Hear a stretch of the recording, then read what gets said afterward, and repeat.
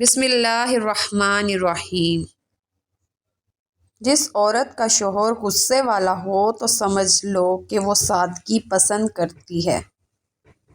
جس عورت کا شوہر گھر سے باہر رہتا ہو تو سمجھ جاؤ کہ وہ عورت دل کی سخت ہوتی ہے۔ جو عورت بیٹھ کر کنگھا کرے تو سمجھ جاؤ کہ اس عورت کی عمر لمبی ہوگی۔ جو عورت کھانے میں میٹھا پسند کرتی ہے وہ معصوم ہوتی ہے۔ جس عورت کا قد چھوٹا اور جسم دبلا ہو وہ سمجھدار ہوتی ہے۔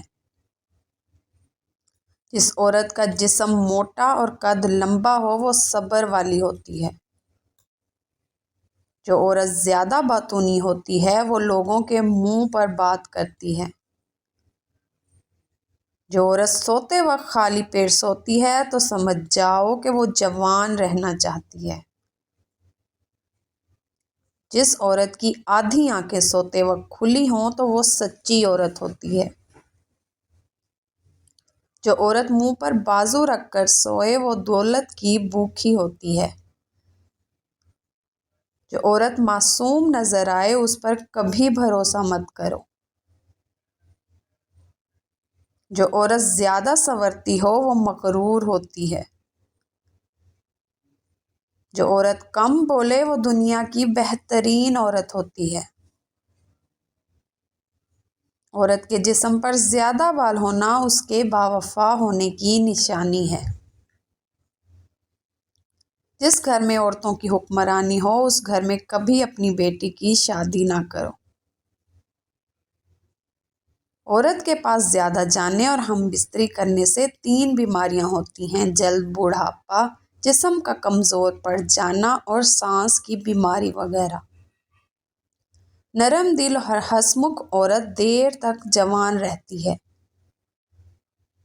جو عورت خود ذہین ہوتی ہے اس کے بچے اکثر کم ذہین ہوتے ہیں۔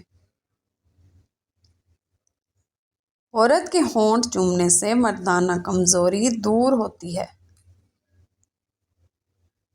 نیل پالش لگا کر رکھنے والی عورت غسل کے باوجود بھی ناپاک رہتی ہے۔ گرمیوں میں عورتوں کے ہاتھوں کے ناخن سردیوں کی نسبت زیادہ تیزی سے بڑھتے ہیں۔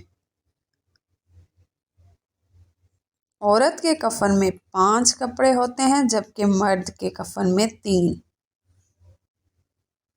جو عورت اپنے شوہر کی نافرمان ہو اور ناشکری ہو وہ جہنم میں داخل ہوگی۔ جو عورت ہر وقت منہ بناتی ہے تو سمجھ جاؤ ایسی عورت کی زندگی میں خوشیاں کم آتی ہیں۔ جس عورت کے پاؤں بڑے ہوں وہ اچھے نصیبوں والی ہوتی ہے۔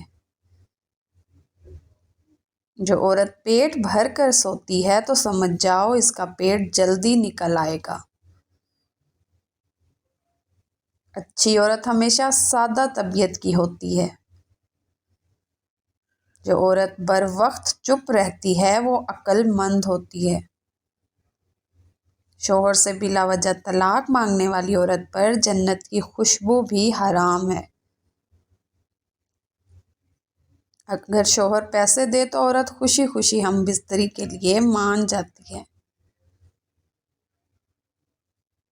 جو عورت آہستہ آہستہ بات کرتی ہے اس کے دل میں کھوٹ ہوتی ہے۔